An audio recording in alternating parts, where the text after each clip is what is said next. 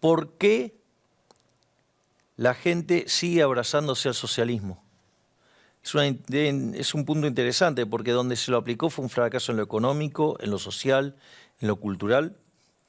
Y además, como pequeño detalle, estoy siendo irónico, ¿no? Asesinaron a 150 millones de seres humanos. Por lo tanto, digamos, uno debería preguntarse por qué se sigue defendiendo este sistema aberrante. Y ahí, cuando uno va al debate, los socialistas admiten que en realidad los postmarxistas y demás, admiten que han perdido en el plano productivo y ellos arrancan con una discusión, ¿sí?, que es, por ejemplo, el programa que tiene el Foro de San Pablo, ¿no? Y es todo un programa para instaurar el socialismo, que tiene que ver con la batalla cultural, que tiene que ver cómo ir atacando a empresas. En realidad tiene 3 etapas. Una primera que es 90% de batalla cultural y 10% metiéndose en los medios.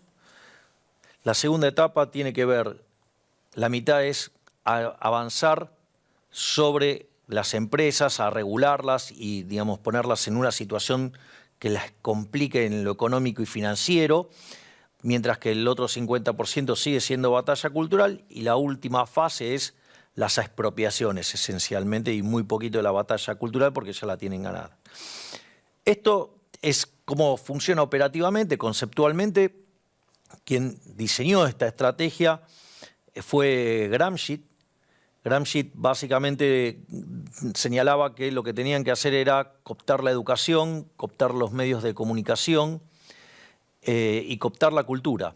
Y de esa manera ir impregnando el socialismo en la sociedad.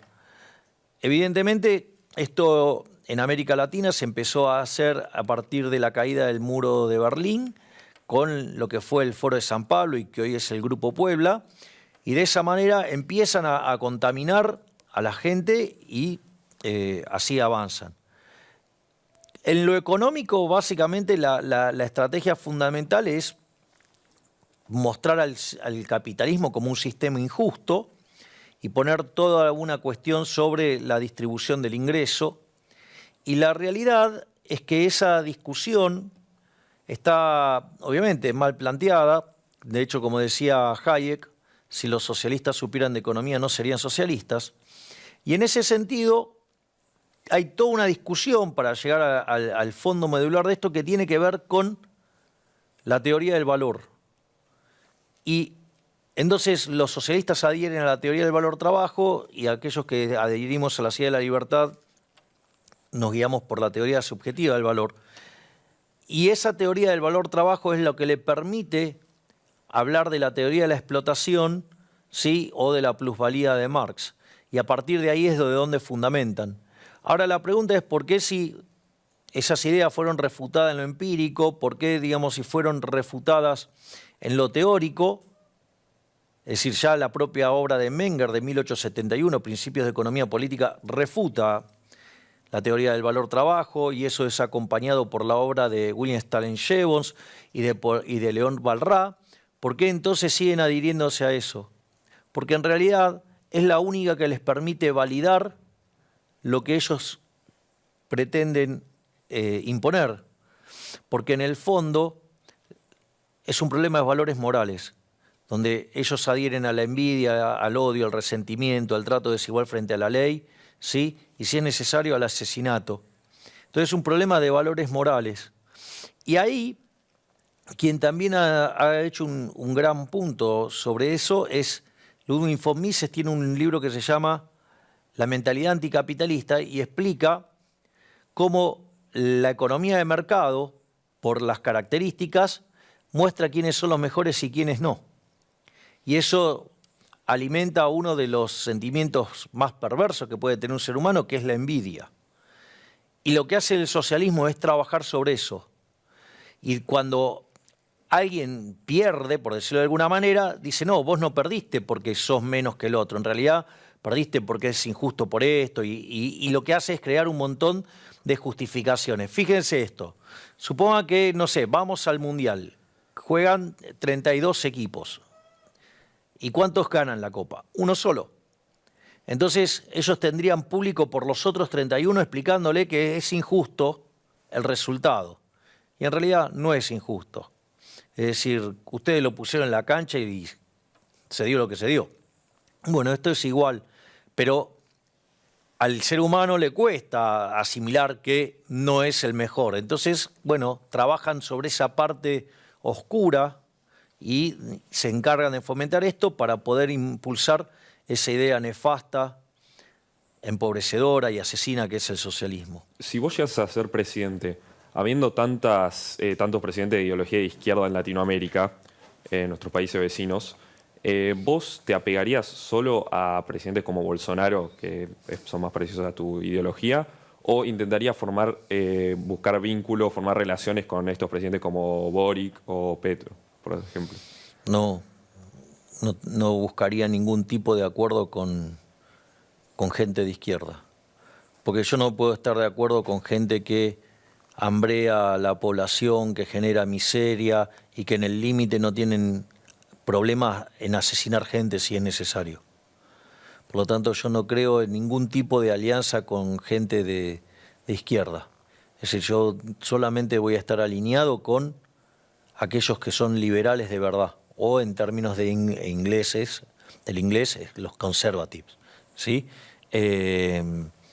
Por lo tanto, desde mi punto de vista, no tiene sentido ir a un acuerdo con esa gente. Si esa gente lo que quiere hacer es básicamente impulsar la Unión Soviética latinoamericana.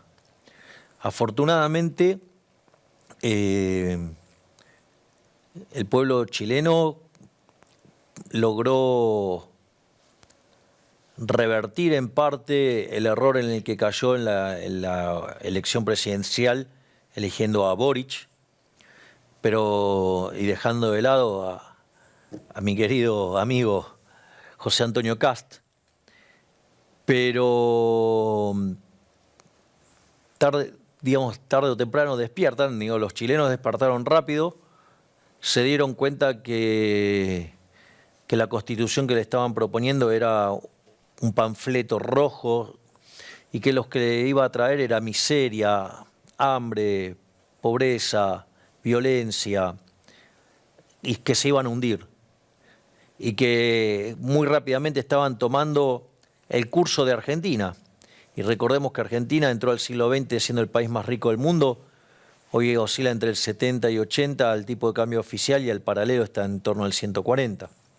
Es decir, tomaron conciencia y pudieron salir de eso, y espero que prontamente los chilenos puedan salir de la miseria socialista, de que eviten volver a tener a un comunista empobrecedor como Allende, y que empiecen a retomar el camino hacia las ideas de la libertad, que son las únicas que traen prosperidad en el mundo. La educación pública fija contenidos, o sea, el Ministerio de Educación fija contenidos.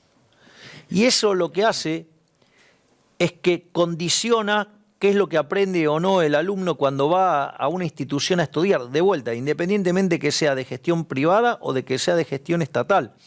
Y ahí ese es un mecanismo que abre la puerta para el adoctrinamiento, porque el Estado nunca te da la educación que vos necesitás o la educación que vos querés.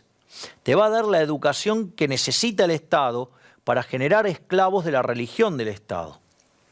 Germania hace un punto particular, que es el tema de lo que se llama la ESI, la educación sexual integral, donde con mucho criterio también señala todos los problemas acarreados con toda la visión posmarxista, o digamos, en términos políticos, marxismo cultural, donde los marxistas, luego de la estrepitosa caída del muro de Berlín y frente al gran fracaso económico, ellos van haciendo su batalla cultural en distintos planos, y uno tiene que ver con la sexualidad, lo mismo que tiene que ver con por ejemplo, los movimientos de pueblos originarios, lo mismo que tiene que ver con el ecologismo, lo mismo que tiene que ver con las cuestiones de género.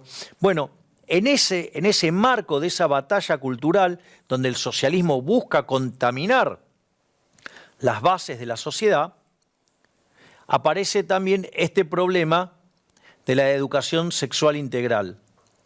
Entonces, la cual se utiliza como un mecanismo de adoctrinamiento y como un mecanismo de contaminar la población con socialismo.